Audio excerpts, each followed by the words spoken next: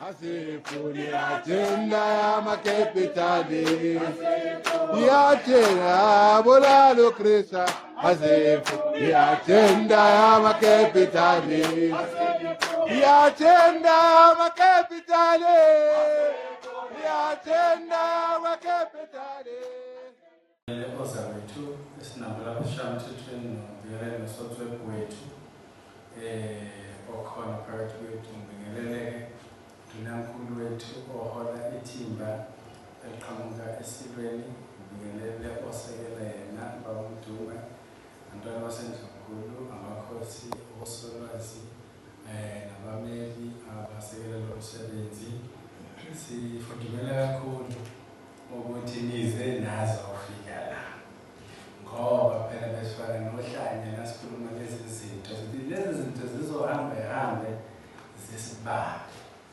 ingakho bazange sithuke so nisenisiqase kakhulu ngokuza la ngoba uNdlunkulu nangamkhumbuza bengithi uzongena kuyo umhlangano wokugcina lapho umuntu afindangena osekhotheme noMandela osekhotheme no de Klerk babehlezi benza a press conference khona igama elezomthetho abalikhipha lapha ikhona iclip esizoyishare nama-members of parliament kuleya clip bathi ubukhosi bakwaZulu kuyoba yi-constitutional monarchy kusho kwani laba wena sibahloniphayo okusho ukuthini kusho ukuthi njoba izwe nalo labopha umthethosisekelo we-constitution we-96 uthi izwe lizobuswa ngo-constitution exactly ubukhosi bakwaZulu uzobuswa as a constitutional monarchy kusho ukuthini ke lokho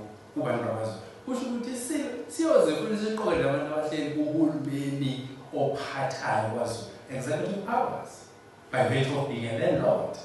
So kuqale lokhu osaphawulile Ndlunkulu mina ngiyangeza wena ukuthi kukhona okunye okusemgodleni okuzoshintsha isimo samakhosi wonke ukwaZulu uzoba yi-13 sizothi izinto ezishicilele angususele ekhaya ngalokho ngizama ukuthi so kwenza lokhu nakho kufanele kwenzeke esizoniphathisa bona nina nakho siniphathisa ngihlala khona ekomidini ngikhona nobaba uMgqithama siphinde sibhekelele ezamakhosi la beParliament sikhona kuhlukaniswe uLand Reform ameyedwa bese kuthi uCooperative Governance and Traditional Affairs ameyedwa kusho ukuthi inkosi ihlukanisiwe nomhlaba wayo okuyenye ingozi eyenza ukuthi njengoba ngangezwe efuna umhlaba wakhe uzoke ndindaba eshoniswa lena ngoba fanele aqale lo mnyango wakho Ndlunkulu athi cha ngoba kuthiwa inkosi mayiye emnyango namakhosi bese uma seqale uvula umlomo ethi ufuna umhlaba kuthiwa hayi ke phuma ke kulo mnyango kaShenge manje hamba kulomnyango kaBabunyonzo nawufika uBabunyonzo ngoba uyinkosi athi inkosi angikwazi ukuyikhulumisa ufanele ibuyele emakhosini yilo mgqiqo-ke amakhosi ayithuka eyobhekene nawo kusho ukuthi enye yezinto enisikhuthaza yona ukuthi lapha kufanele silumbanise ungayihlukanisi inkosi nomhlaba ngoba inkosi iyinkosi ngomhlaba iPhalamende leli esikhule likuhlukanisile yikho-ke ziwadla amabele sibhekile-ke ngoba manje bayayithathela ngakho kwa-Land Reform ayikho into ethi inkosi ngapho kwa-Cooperative Governance ayikho into ethi umhlaba yingakho-ke futhi umthetho unenkinga nozosebenzisayo angiye phambili futhi umthethosisekelo wethu uchapter 12 unemisho nje emibili uthi ukwaziswa kwamakhosi bese ethi indima edlalwa amakhosi bese ngingafuna ukuthi yini ngiyaye ngilandeke kuchapter 7 uchapter 7 ukhuluma ngomasipala okhuluma ngesekhaya hayi ke lapho kugcwala ipage ke kugcwala ikhasi lonke bathi khona nje leli gama elithi bazoba ozimele geqe umsebenzi wabo endaweni lapho bebusa khona nayi inkinga yakhe kunenkosi kunomasipala kunosokhaya umeya ngapha sithola inkosi kuneyibonda, kuneyinduna. Kuba ne-jurisdiction umhlaba okungowekhosi wathathwa wanikezwa umasipala. So umhlaba wenu yilo phethe umasipala. Constitution inika bona ayiniki mina. Ngiyazi ngathi mina bekufanele lamagama anikezwe umasipala abuyiswe ngapha emakhosini bese efundeka kanje. Athi amakhosi azoba ozimele geqe emhlabeni wabo bese benza imisebenzi yabo.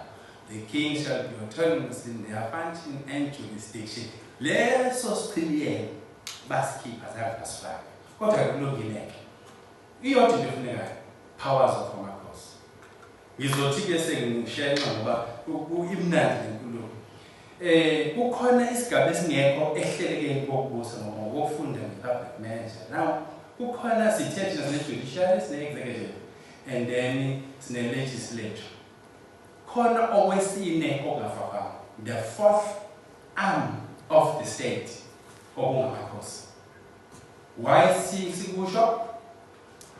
Uzogada umhlaba wonke lona wezulwane kuze kube unaphakade. Singagcwaneka lapha ku-legislature, sigcwaneke ku-judiciary, sigcwaneke ku-executive, akekho ozongena emhlabeni wamakhosi. Umhlaba wamakhosi. Nongibhekisa humble checker 1904 census document yokuqala South Africa. Akho mlungu, akho bani, akho nkampani kunezizwe ngokwamaqoqo. Khona imephe endala yaKwaZulu ubusizizwe zodwa akekho umlungu. So wonke umuntu othi unomhlaba noma ngabe sengisho lo kwaZulu yinalo iphepha esho ukuthi isizwe sakaBathi asihlelo. Ngalokho sisho ukuthi isekelekile yonke lenkulumo kwasala ngenxa yokuthi phela sathi thina siyokhethwe until lomdaba lophezulu. Siyalikhuthaza-ke ekuthenini sesizohamba kalula ngoba ukuthi asiketshane. Uba umuntu amadluka eshizwa sihlalele sithi isigungu esincane esilungisa ipolicy nganikezwa umsebenzi ukuthi hamba ubuka isichibiyelo somhlaba wamakhosi uzosebenza kanjani isimo sethu sanamhlanje kuya phambili. Yinto ethi-ke mina nje nangiphuma lapha nasesihlala ngisenako ukunila nje ukhona benu iphepha lami efanele libhale sengiliphetile ngalo mhlangano.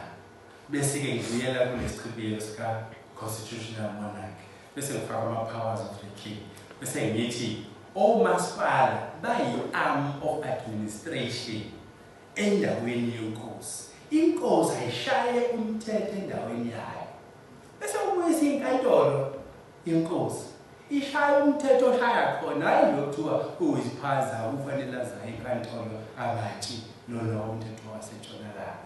Uyabuya la phela lezi zinto ziyahambisana. Sisenkingeni nje umthetho esiwusebenzisayo. Asivumeli nanisivumela sizogamanxa size singene kwi-judicial system esetshenziswa inkantolo. Ithini ukuthi inkosi ithi inqumile bese nithi mina fanele futhi iye emlungwini ozosho ukuthi kuyikhona ngaso. Ngaleso sizathu the judiciary will be reviewed, constitution will be reviewed, Systems Act and Structures Act of Umasipala 198 will be reviewed, and then the laws, Roman Dutch and British law must be reviewed. Yikushiso in-law ukuthi ngifanele ilembe azasebenzisa umthetho wamaro namaDashi namabhizi. Sanibeka ilembe ukuzwana ukuthi siyizizwe. Namhlanje ilembe sekufanele ikhosize umthetho wamabelungu. Ayike sidilize belungu sabelethe emhlanje. Ngalokho Thomas Kopela. Ngiyabonga Che, also sihloniphe amalungu obukhosini. Thina nobaba uMthembu sihlala kukomiti yomhlaba. Lapho khona iNgonyama Trust ezikhothayo. Inkinga zakhona siyazazi ziningi futhi. In fact, they failed to submit the financial reports of this financial year that shows the extent of dysfunctionality. And nathi siyavumelana ukuthi inkinga umthetho thatha amandla wesilo wasinikeza ikhomona uMenis. It's an insult which must be corrected. Thina shayamthetho thina senze lokho. Lophutha lokuthi sithatha amandla wesilo swanikeze uMinister ayivele iParliament. So we must correct that because inkinga yembonyama trust ukuthi iboard izibona lingaphezulu kwesimo lingahloniphi nesimo kanti akumelanga kube kanjalo. So nathi besendleleni yokuthi sisubmit a-private members bill, but i-element entsha ile yokuthi kusuggest ukuthi amandla wengonyama abuyele futhi ku-province. That was not the matter that we were thinking about. But thina siyi-MK sihlonipha amakhosi kakhulu, sihlonipha nesintu. As we speak, MK ilungiselela i-policy conference la khona sizo announce ama-policies wethu. So kuzodingeka ukuthi sihlanganeni nani bantu bakithi ukuthi nisibonise in terms of tenure arrangement, management of land, irole yamakhosi kumele ibe kanjani, because right now akuna direction. Sizama ukulungisa nayo lo ndawo leyo.